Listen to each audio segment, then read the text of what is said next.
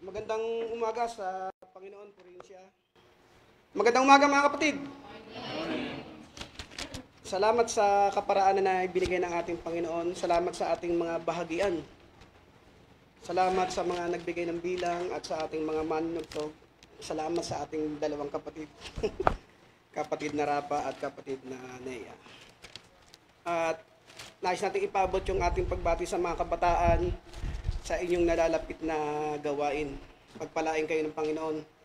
At yung bagay na yan, para sa patuloy na kapakinabangan ng bawat isa sa atin.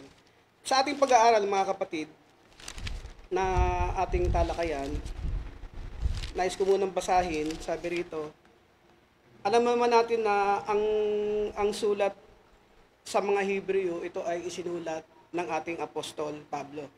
Pero sa ating pag-aaral, sino po ba yung nagsasalita rito? Yung nagsasabi, gaya nandito ang pagkakasulat. Ngunit, sabi rito,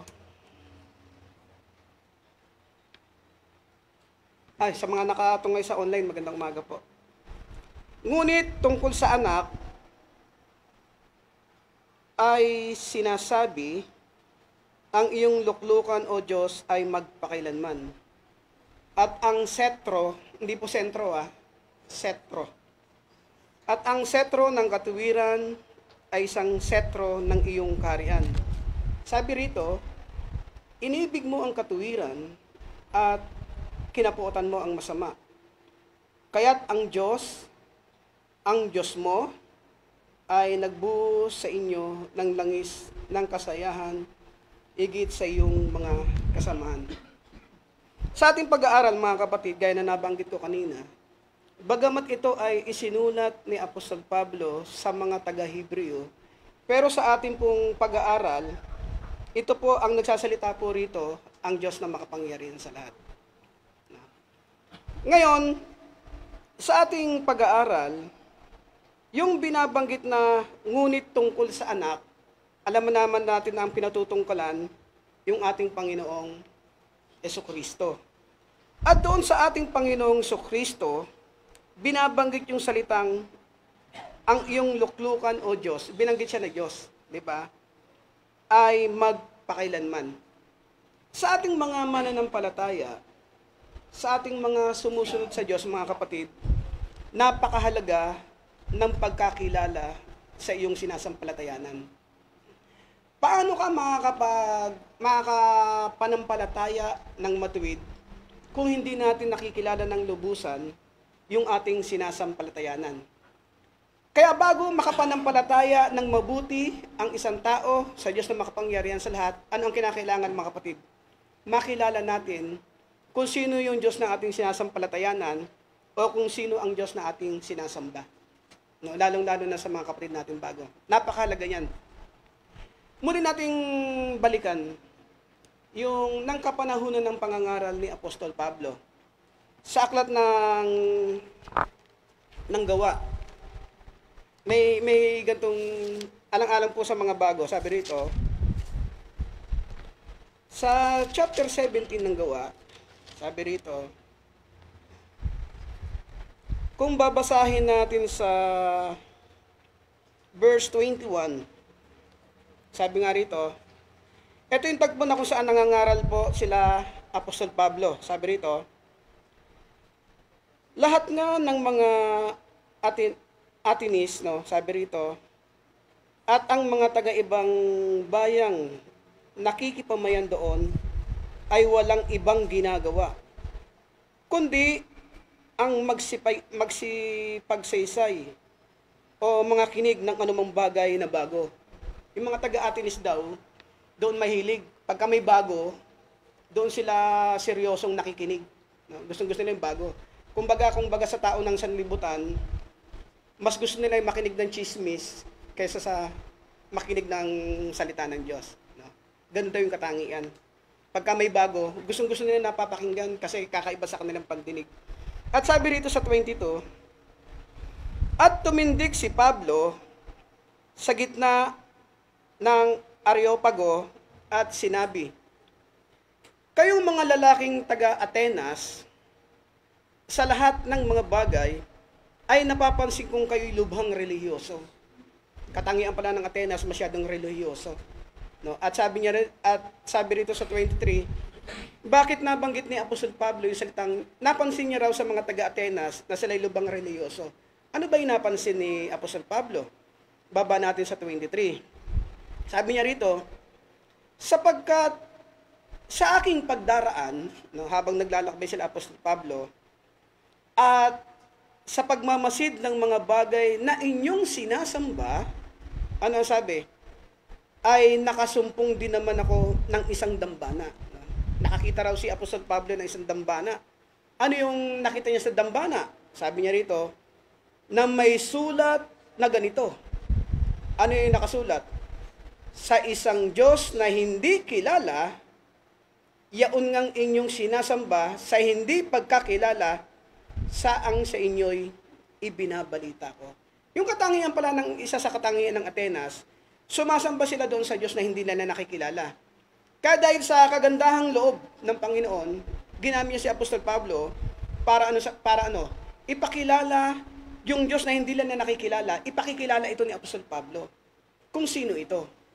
Gaya sa ating pag-aaral, gaya na nabanggit ko mga kapatid, sa lahat ng bagay, mas mabuti yung ikaw ay nananampalataya, nakilala mo ang iyong sinasampalatayanan. Nakilala mo ang iyong sinasamba. Kasi kung kilala natin yung ating sinasampalatayanan, kung kilala natin ang ating sinasamba, makakapaglingkod ang isang tao nang nakalulugod sa Diyos na makapangyarihan sa lahat. Paano makakapaglingkod ng isang tao nang matuwid sa mata ng Panginoon kung hindi niya nakikilala yung kanyang sinasampalatayanan? No?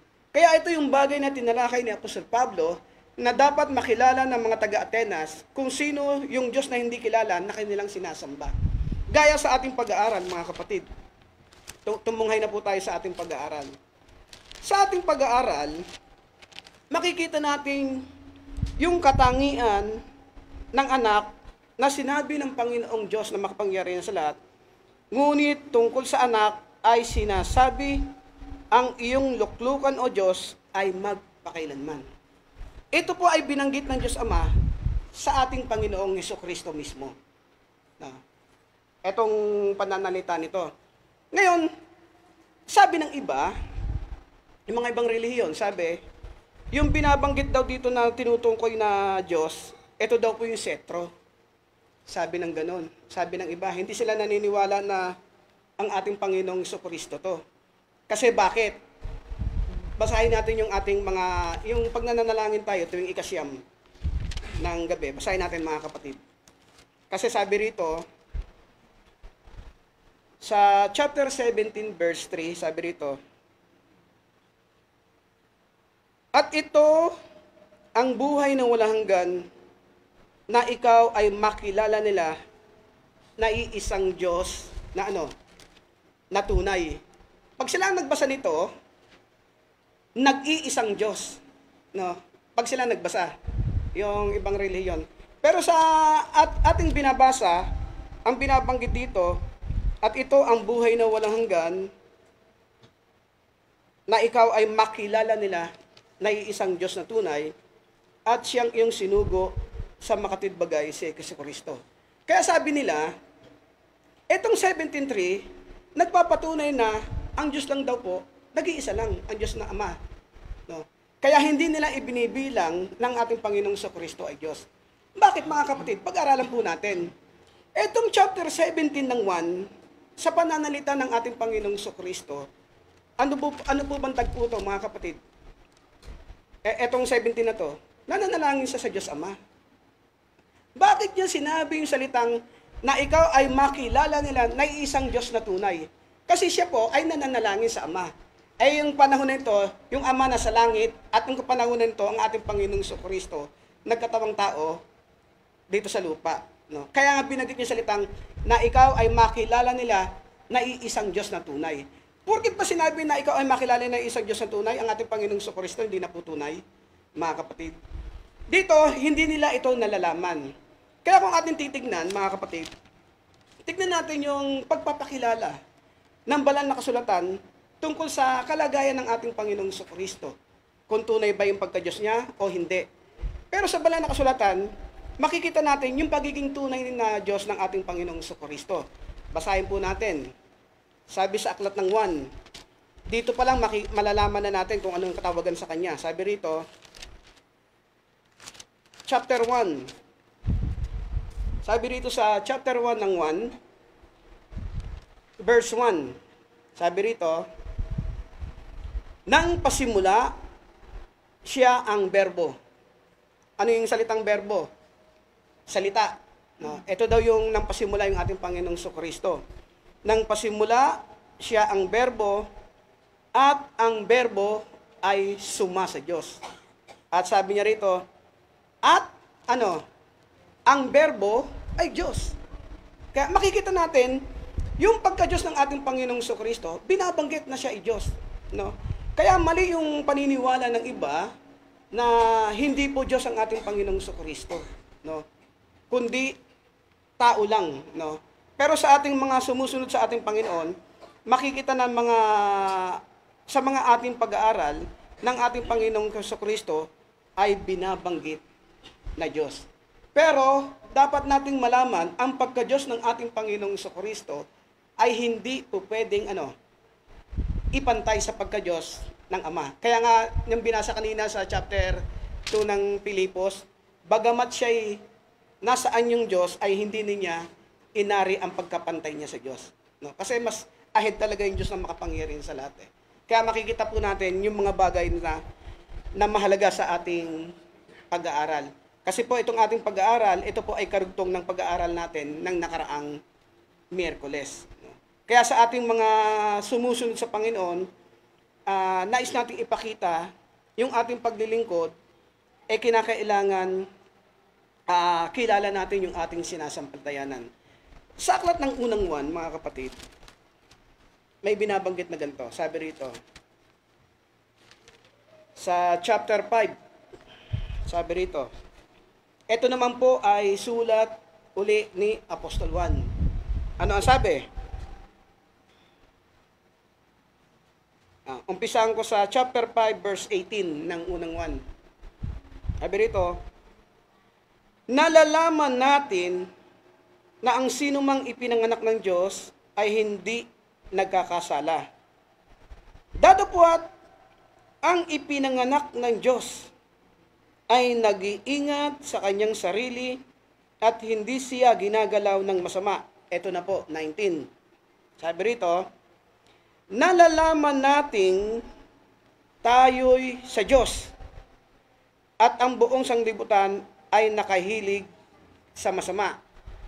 At nalalaman natin na naparito ang anak ng Diyos at tayo'y binigyan ng pagkaunawa para saan? Upang ating makilala siya na totoo. At tayo'y nasa Kaniya na totoo. Sa makatuwid ay sa Kaniyang anak na si Jesucristo. Ano ang sabi? Ito ang tunay na Diyos. No. Ulitin ko mga kapatid At tayo'y nasa Kaniya na totoo. Sa makatuwid ay sa Kaniyang anak na si Jesucristo. Ito ang tunay na Diyos at ang buhay na walang hanggan. Bakit po binabanggit yung salitang ito ang tunay na Diyos, ang ating Panginoong Jesucristo? Sabi niya, mga anak ko, mag-ingat kayo sa mga Diyos-Diyosan. Isa sa mga kadahilanan kung bakit itinawag na Diyos ang ating Panginoong Jesucristo dahil nga sa sanlibutan ay maraming mga Diyos-Diyosan. Kaya sa pagpapaliwanag ni Juan, ito ang tunay na Diyos. No? Kaya makikita natin yung ating Panginoong Jesucristo nasa katayuan din o nasa katangian ng pagiging Diyos o tunay na Diyos. Kaya sa ating mga pag-aaral, gaya binabanggit natin na kanina, sa paglilingkod, napaka-importante niyan yung nalalaman mo yung nalalaman natin yung ating sinasampalatayanan upang hindi tayo mailigaw, no, ng mga nagdadala ng mga salita ng Diyos. Kasi sa kapanahunan natin ngayon, marami yung mga nagdadala na hindi nila nalalaman kung ano yung bagay na kanilang pinaglilingkuran. Kasi bakit? Ang kanilang pagsunod doon lang sa mga namumuno sa kanila. No? Sa atin, ang pagsunod natin sa pamamagitan ng ating pagkakilala. At itong bagay nito, mga kapatid, dahil din sa kagandahang loob ng ating Panginoon. Kaya yung bawat sa atin, atin pong nakikilala yung ating sinasampalatayanan. Ano naman po yung sinasabi ni Apostol Pedro? Ikalawang Pedro, sabi rito, mga kapatid. Sa ikalawang Pedro, sa chapter 1, ito naman pagkakasabi. Yung binabasa natin, yung pagpapatunay ng ating Panginoong Sokristo ay Diyos din. No? 1, sabi rito, si Simon Pedro na alipin at apostol ni Sokristo sa nagsipagkamit na kasama namin ng mahalagang pananampalataya. Ng ano? Kasama namin ng mahalagang pananampalataya. Saan? Sa katuwiran ng ating Diyos at tagapagligtas na si Jesucristo. Kaya makikita natin mga kapatid, gaya sa ating pag-aaral, no? Kung bakit ko binanggit yung salitang ipinakita ko yung salita sa ating binabasang pag-aaral, yung sinasabing yung at ang setro ng katuwiran ay isang setro ng iyong kaharian, no? Hindi po sentro, no, kundi setro. Yung setro, ano po ba yung pagkakaiba ng setro sa sedro, no? Ito pong setro ng kapanahunan ni ba yon? Ni Esther, no? Ng kapanahunan ni Haring Asuero, no? Iniwakan niya ni Reyna Esther eh. Yung pinakadulo niya. Ito pong setro, ito po ay sumisimbolo saan? Sa kapangyarihan ng mga hari ng unang panahon, no? Sa mga teacher nung araw na nag-aaral pa ako ng elementary, mga stick yan eh, na nakawayan eh, no? Ay yung nagsisilbing tagapagturo sa blackboard eh, ayun na nagtuturo eh.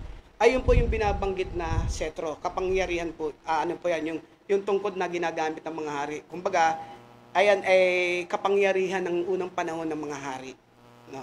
Yung setro naman, ito naman yung mga ano yun, kahoy na inuupuan yan eh. Yung parang yung ginagawang mga luklukan, mga trono. O, magkaiba po yun, mga kapatid. Kaya binabanggit ko lang po, no, kasi baka mapagkamali nating sentro, no? O kaya yung setro o kaya yung sedro ay isa po. Magkaiba po yan. Ngayon, tuloy po tayo ng pag-aaral. No? Sabi rito, inibig mo ang katuwiran at kinapuotan mo ang kasamaan.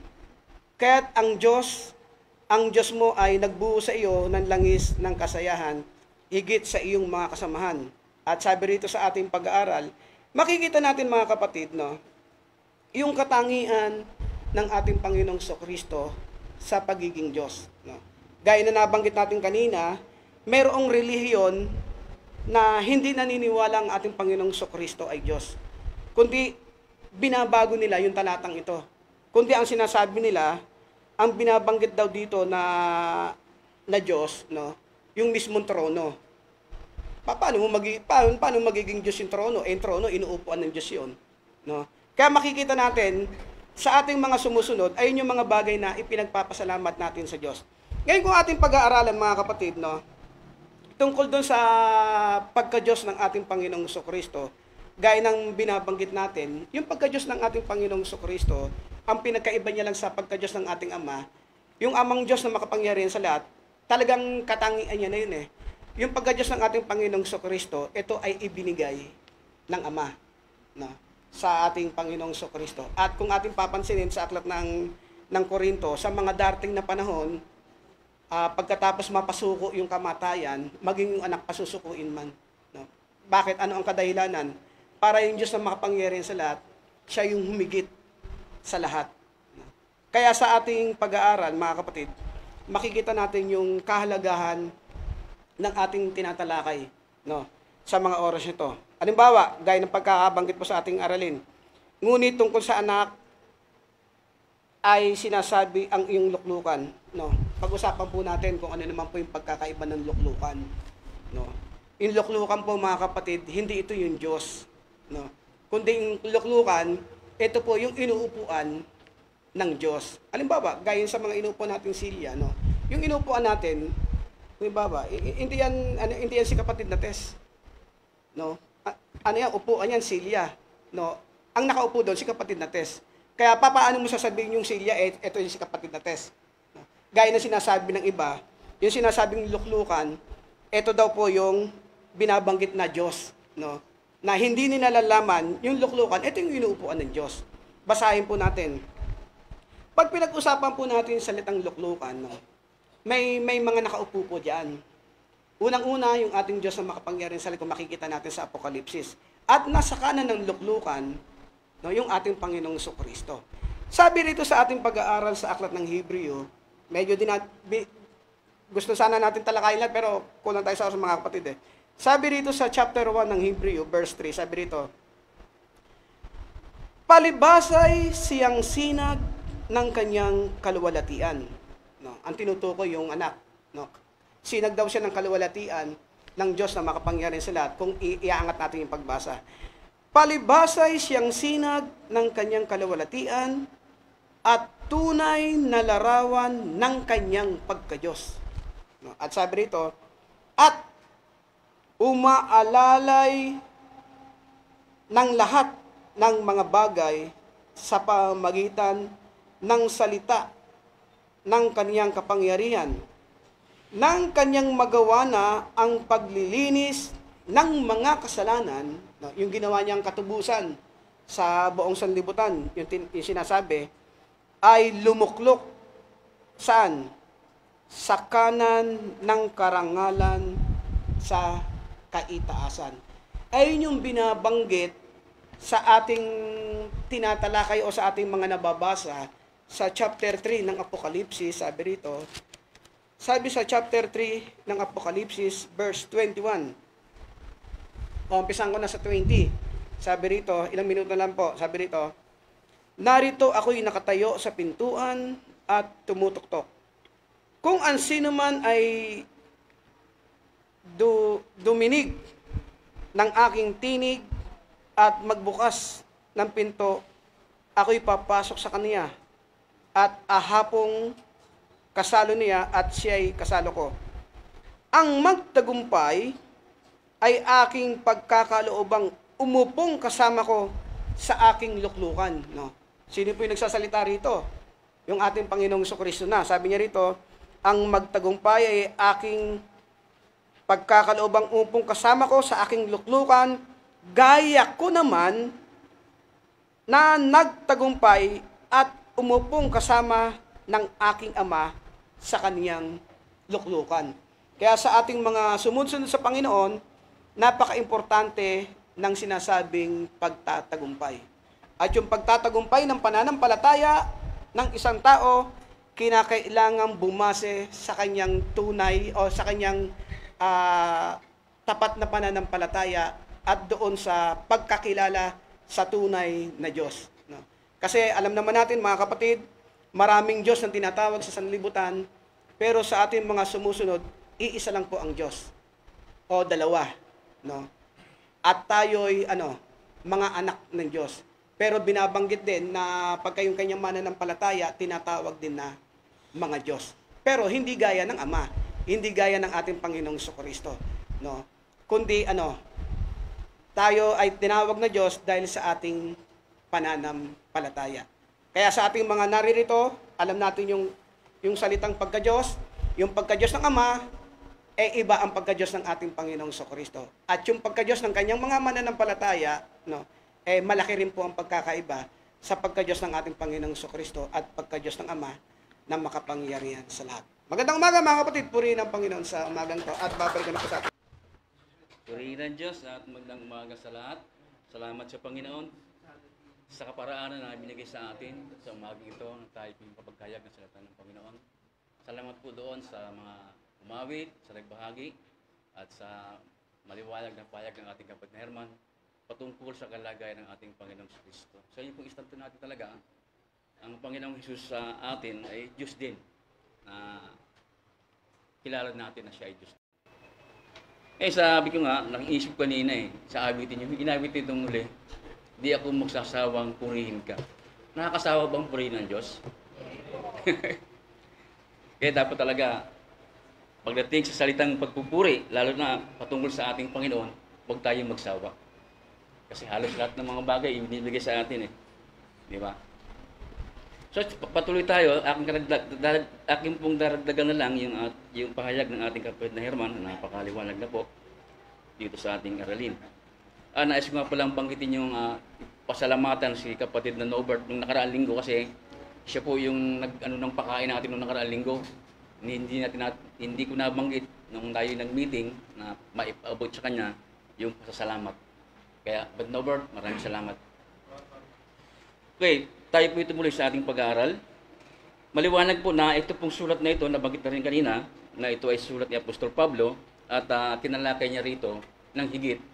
Unang-una, yung papaano ba yung pahayag ng Diyos na ginawa para ang salita ng Diyos ay makarating sa tao. Unang-una, sinasabi dito sa magulang, sa propeta, at sa huli, binigyan dito ng diin sa pamamagitan ng anak. Walang iba ang ating Panginoong Kristo. So dito pinokos ni Apostol Pablo yung kanyang pahayag na ikinuha niya halos doon sa aklat ng awit yung mga talata dito na ginamit niya. Halos doon yung kinuha yan. No? Kaya nga mapapansin natin dito yung salitang bigyan natin ng diin, yung sinasabi niyang sapagkat dito sa verse 5, 1:5, kanino nga sa mga anghel sinabi niya kailanman. Meron siyang ibig ipaano rito ibigyan diin. Kasi nga, may iba kasi na ipinapalagay ang ating Panginoong Hesukristo ay anghel din. Ganun ang paniniwala nila. Dito maliwanag na sinabi ni Apostol Pablo na kanino nga sa mga anghel sinabi niya kailanman, ikaw ay aking anak. Di ba? Ikaw ay aking ipinanganak ngayon. At muli, ako'y magiging kanyang ama at siya'y magiging aking anak. Ulitin natin isa pa. Dito sa verse 13.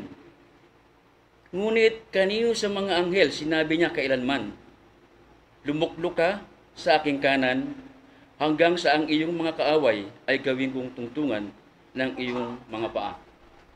No, maliwanag. Ibig sabihin, walang sinabi ang ating amang Diyos sa anghel ng ganitong salita na ikaw ay lumuklok, na ikaw ay aking anak na ipinanganak. Wala. Kundi isa lang yung pinatungkulan nito. Magandang umaga mo pala sa mga lahat ng mga nakaano online. Sakit ko na likod ko. Kaya nga sabi ko kanina na maliwanag po na pinatungkulan dito ni Apostol Pablo patungkol lamang sa anak. Binigyan niya ng din yung anak dito. Ano yung kaibahan ng anak at ano yung kaibahan ng anghel? Kasi dito meron tayong mababasa ganito. Dito sa verse 7, sinabi niya tungkol sa mga anghel. Ito yung sinabi sa anghel Ito sa anghel to. Kanina sinabi ko sa anak, ito yung sa anghel.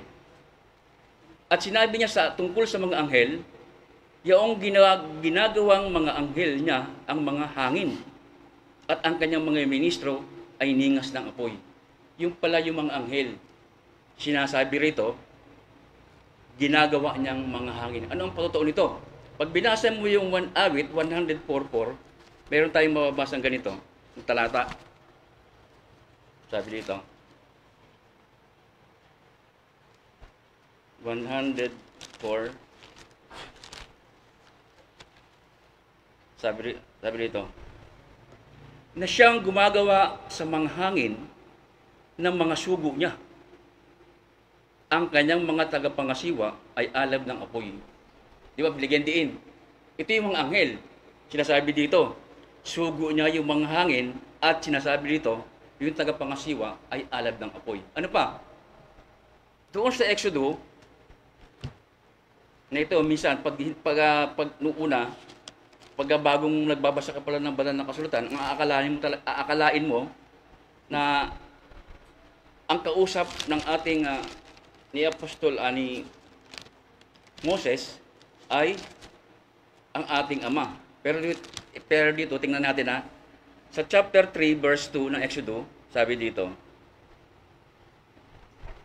at ang anghel ng Panginoon ay napakita sa kanya sa isang ningas ng apoy. Diba sa pula doon sa sinabi kanina na sinabi niya tungkol sa mga anghel na sila ay sihugo ko ng mga hangin at ano pa, yung ningas ng apoy.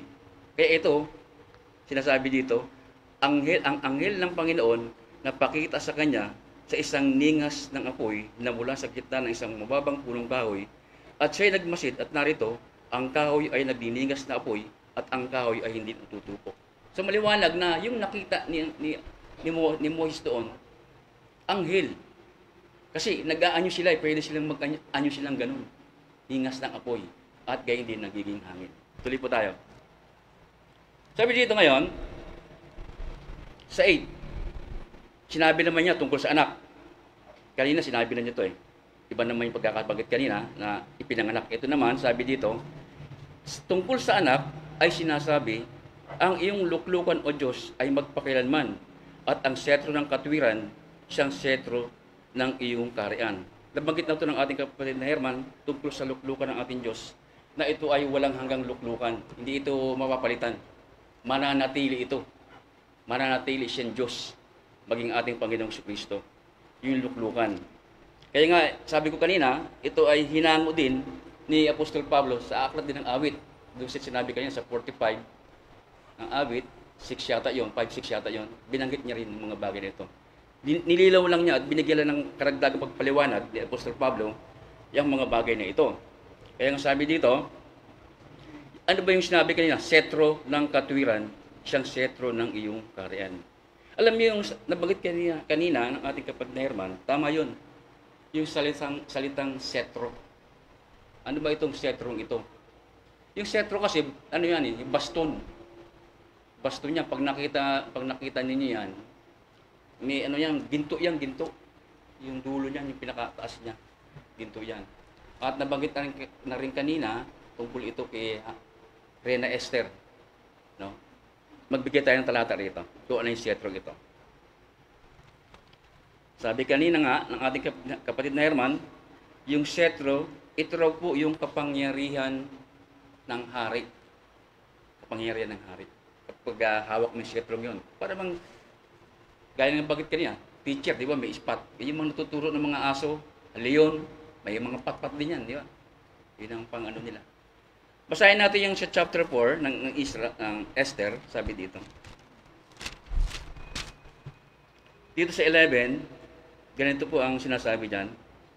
Sabayan na lang niyo po sa pagbasa. Lahat ng lingkod ng hari at ang bayan ng mga lalawigan ng hari ay nakakaalam na sino man maging lalaki o babae na paroroon sa hari sa pinakaloob-looban ng looban na hindi tinatawag, may isang kautusan sa kanya na siya'y papatayin. Liban yaong paglawitan ng hari ng gintong setro upang siya'y mabuhay. Ngunit hindi ako tinawag na paroon sa hari ng 30 araw na ito. Kasi ito yung patagpo na kung saan nag-ayuno si Esther. Kasi nga, plinano ni Aman na ipapatay yung mga Hudyo. So, nag-ayuno si Reina Esther ng 30 araw. At ngayon, nung nag-ayuno siya, kasi nga, hindi siya pwedeng pumunta sa hari. Bagamat reyna siya, hindi siya pwedeng pumasok doon sa loob ng hari para kausapin yung hari. Hindi pa pwede. Walang hanggat hindi lumalawit yung hindi ka inanuhan ng baston. Yung sinasabi kanina na setro. Hanggat hindi inalawit yun, hindi ka pwede pumasok. Ang magiging bungat sa'yo doon, bagamat reyna ka pa o ano ka pa, papatayin ka pag pumasok ka. Ganun yung batas ng unang panahon.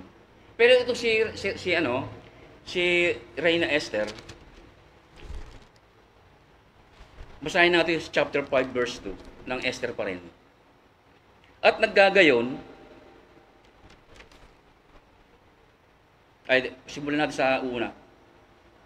Nangyari nga, ng 3 araw na nagsuot si Esther ng kanyang bihisang pagkareyna at tumayo sa pinakaloob ng bahay ng hari, sa tapat ng bahay hari. At ang hari ay naupo sa kanyang luklukan, hari, sa bahay-hari, sa tapat ng pasukan ng bahay. At nagkagayon, nang makita ng hari si Esther na reyna na nakatayo sa looban, ni siya'y nagtamo ng biyaya sa kanyang paningin at inilawit ng hari kay Esther ang gintong setro na nasa kanyang kamay. Sa gayoy, lumapit si Esther at hinipo ang dulo ng setro. Ibig sabihin, yun lang yung tanging paraan para makalapit ka sa hari. Kapag inilawit ng, nagustuhan ng hari na ikaw ay lawitan ng baston, swerte ka. Kasi ikaw lang yung pwedeng makalapit at makapag-usap sa hari. Kaya nga dito sa chapter 8, dito, mababasa natin dito. Ito. Sabay sa talata nito.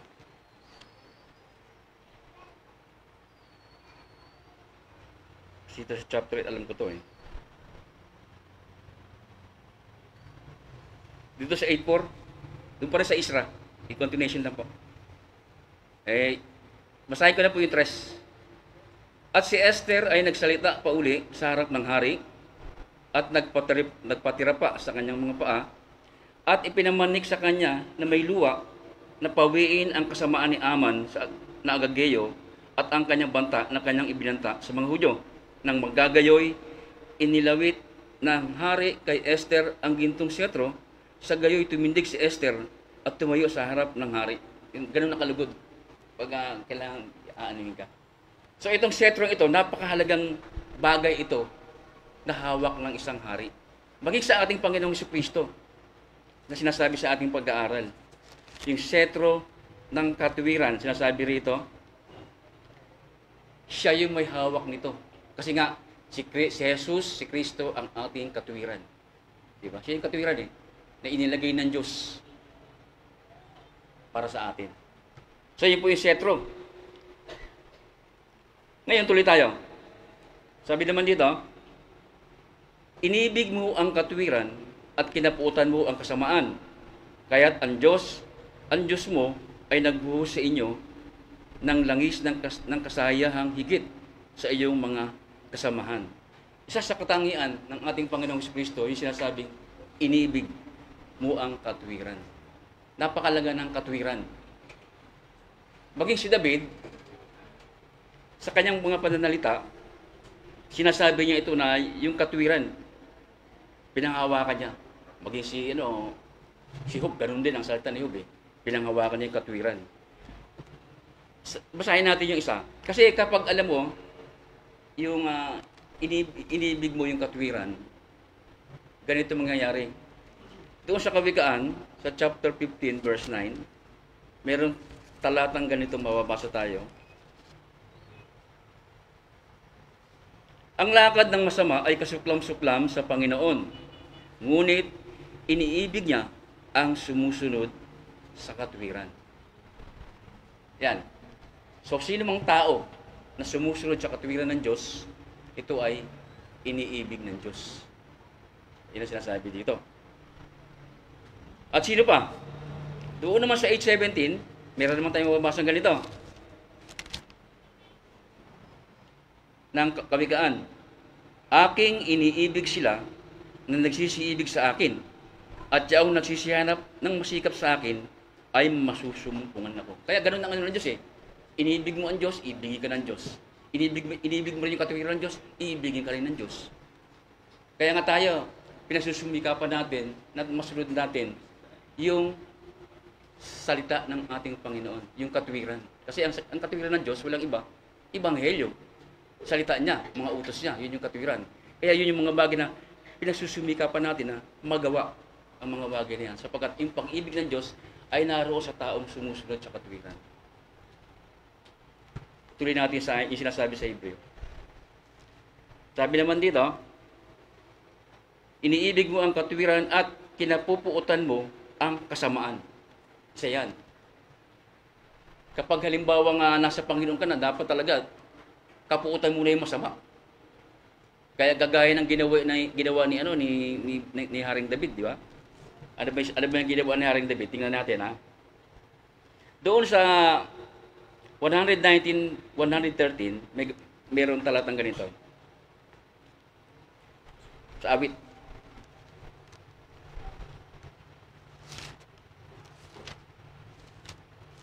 Sabi dito,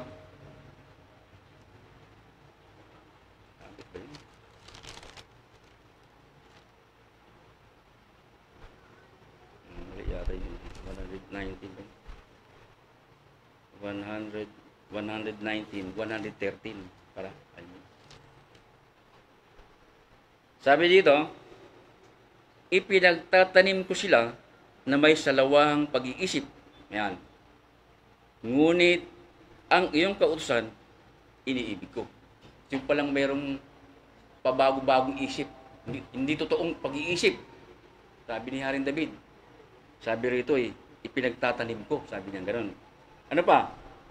Doon naman sa 31 verse 6 ng awit, meron naman tayong mababasang ganito. Aking pinagtataniman ang nagmamasid ng walang kabuluhang karayaan. Ngunit tumiwala ko sa Panginoon. Yung daw pong mga mandaraya. Sabi, pinagtatanim niya rin David yun. At yung huli, siguro masabi natin, doon sa 26 verse 5, sabi dito, malimit natin marinig ito. Aking pinagtataniman ang kapisanan ng mga manggagawa ng kasamaan at hindi ako upo nakaumpok ng masama. Kaya nga yung mayroong mga kapisanan na masama ngayon, kabagay, wala namang aamin na ang kapisanan nila yung masama. Walang aamin, di ba? Kaya nga, kasi ang gamit din nila, Biblia. Paano mo malalaman na sila yung masama? Yung bunga, isa yan. Doon mo makikita. Kasi kung sa pinaka-mukha lang nila, o ano nila, hindi mo maano yung bunga. Kaya nga sabi ng ating Panginoong Kristo, makikilala niyo sila sa kanilang bunga. Ayan po. Saka makikita natin po na sa pag-aaral na tungkol po doon sa ating Panginoong Kristo na sa kanya talaga ibinigay ng Panginoon yung luklukan at yung mga bagay na authority, sinasabi natin. Sakit. Pag umuubo ako, ang sakit ng ano ko, likod. Parang naman. Ayan po. So maliwanag na po kanina, yung pahayag ng ating kapatid na Herman na patungkol sa ating Panginoong Kristo na kung babasahin natin, sinasabi pa rin, itutuloy ko lang iniibig mo ang katuwiran at kinaputan mo ang kasamaan. Kaya't ang Diyos mo ay nagbuhos sa inyo. Bakit sa inyo? Merong salitang inyo. Dapat sa ating Panginoong Kristo lang. Kasi, meron talagang mga tao na pinahiran ng langis. Di ba? Dami si Saul, yung mga ginagawang hari ng unang panahon, pinapahira sila ng langis Kaya lang, sa pagpahid na pinahid sa ating Panginoong Kristo, iba ito. Yung pinahid sa Kanya. Basahin natin At sabi nga dito, kaya't ang Diyos mo ay nagbubuhos sa inyo ng langis ng kasayahang higit sa iyong mga kasamahan. Yung ibinuhos na langis sa ating Panginoong Kristo, kasayahan ng doon sa higit po. Basahin natin yan. Doon sa 61 ng Isaías, sabi dito, ito po. Simulan natin sa 1. Ang Espiritu ng Panginoon Diyos ay sumasa akin sapagkat pinahiran ako ng Panginoon. Ito na yung pagkakapahid sa Kanya. Ano to?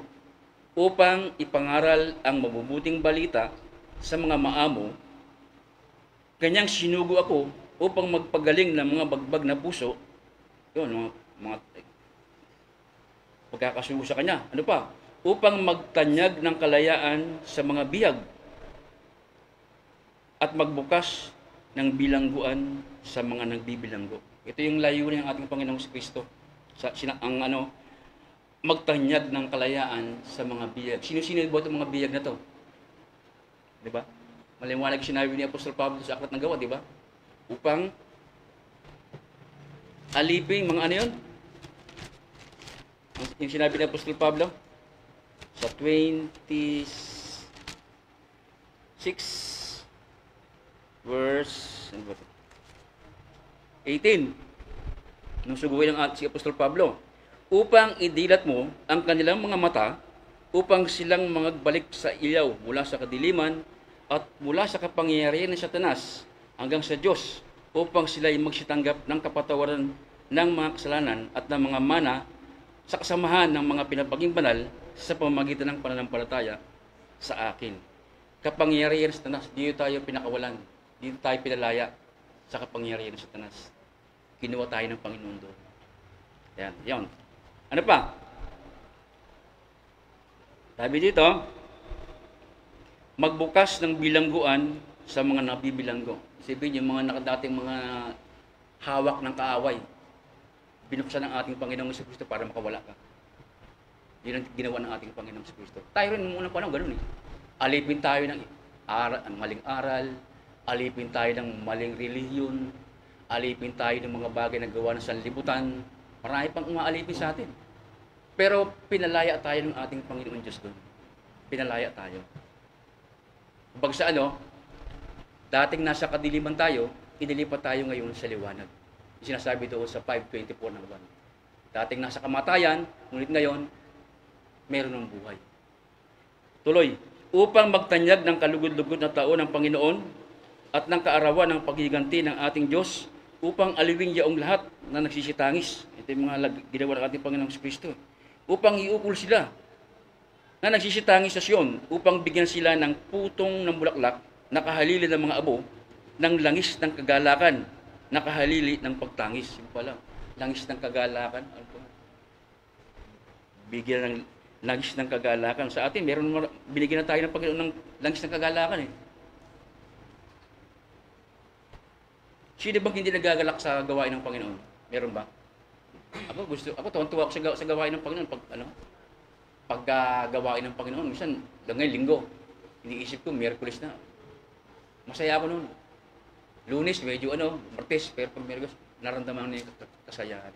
Ganon ang nararamdaman ng taong naglilingkod sa Panginoon at umiibig sa Diyos. Ibig sabihin, parang lagi mo na lang gusto mo gawain.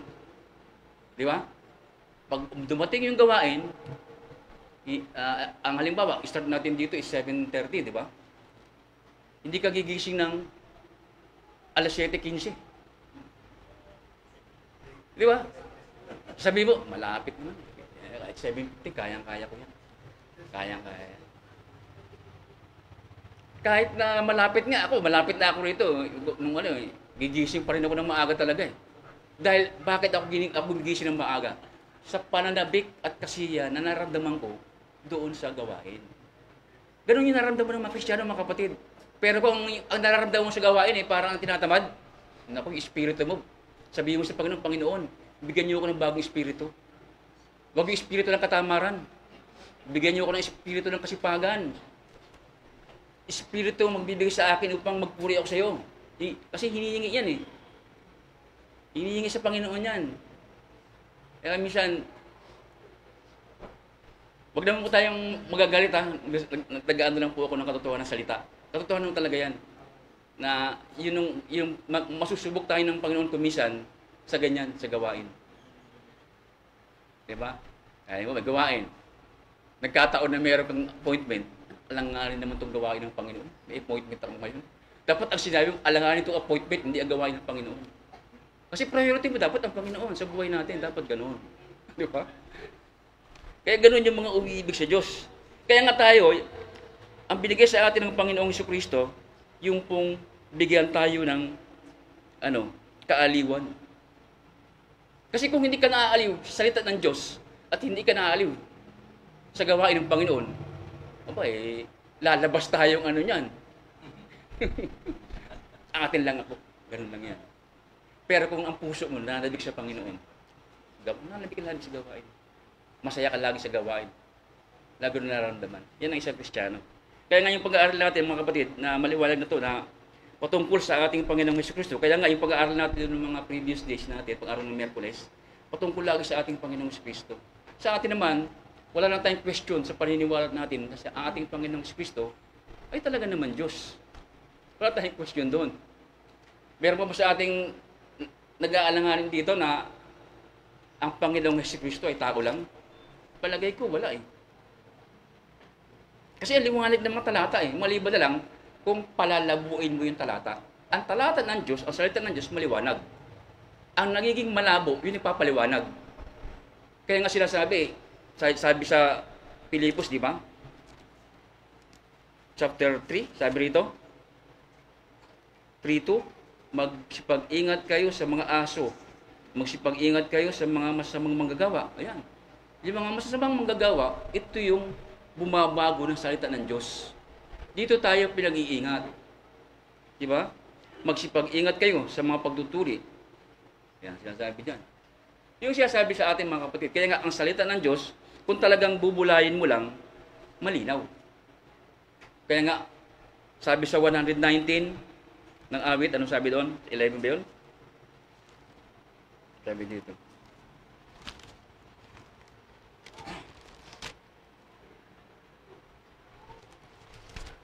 Okay, 19 ba yun?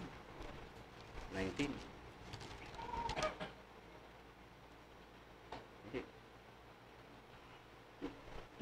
Saan ba sinabi yun? Hindi ko matandaan yung talata mga kapatid. Ewan ko sinakaalam. Na pawang malilinaw sa kanila na nakakaunawa. Sino yung nakakaalam nun?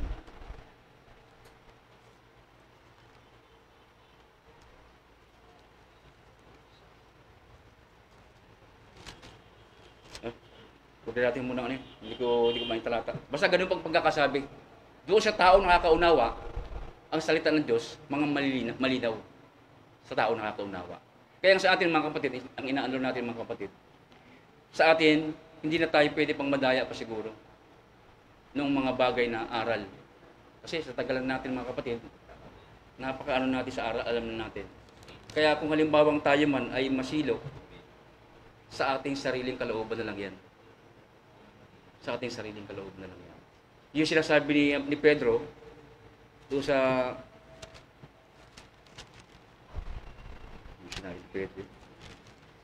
yung sinasabi rito ni Pedro na ganito, 3:17, 2 Peter. Kaya nga mga minamahal, yamang nalalaman na ninyo ng una ang mga bagay na ito, ay magsipag-ingat kayo, baka kung mga ligaw kayo sa pamamagitan ng kamalian ng masasama, mga hulog kayo sa inyong sariling katyagaan. Yun ang delikado. Mahulog tayo sa sarili nating katyagaan. Narito na tayo sa kama. Kung sa sureball na yung ano natin eh, kasi yung aral natin dito talagang totohanan. Baka dumating pa yung panahon, mahulog pa tayo. Mabighani pa tayo ng ibang mga salitang mga mapang-akit. At tayo mawala doon sa mana ng ating Panginoon. Doon tayo pinag-iingat. Kaya mga kapatid, ang ano natin, pangawakan natin mabuti yung aral. Kagaya na sinasabi ni Apostol Pablo sa 2 Korinto. Di ba? Pangawakan, huwag tayong lalayo. Pangawakan natin yung aral. Ito, ayan o. Dito sa 2 Korinto, chapter 2, verse 15, kaya nga mga kapatid, kayo'y magpakatibay. Paano tayo titibay? Di ba? Yung katotohanan na nasa iyo, yun yung magpapatibay. Kaya nga, dapat yung salita ng Diyos marami ka. Kasi yun yung magpapatibay sa iyo eh. Sanggalan mo yun eh. Pag wala kang salita ng Diyos, hindi ka titibay. Hindi titibay. Kayo'y magpakatibay at inyong panghawakan ang mga aral na sa inyo itinuro maging sa pamamagitan ng salita o ng aming sulat. Panghawakan natin yung mga aral. Kasi itong mga aral na ito rin yung magbibigay sa atin. Matamo natin yung buhay na walang hanggan. Yun na po yung mga ano natin mga kapatid. Maliwanag na po yung pahayag kanina ng ating kapatid na Herman. At sa akin na lang po ay yung pagdaragdag na lang tungkol sa ating aralin na maliwanag naman po na yung pagkakaiba ng anghel at pagkakaiba ng ating Panginoong Kristo. Kasi po, meron po nangangaral si Kristo ang hilang. Meron kasi nangangaral ng ganun eh. Dito maliwanag na inano niya yung pagkakaiba kung sino ba si Kristo, sino ba yung mga anghel. Si Kristo, siya ay pinaluklok doon sa kanan ng Diyos at siya yung ginawang anak at ipinanganak ulit ng ating Ama. Yun po. Salamat muli at salamat sa Panginoon, purihin ng Panginoon at salamat sa ano po. Pasensya na kayo.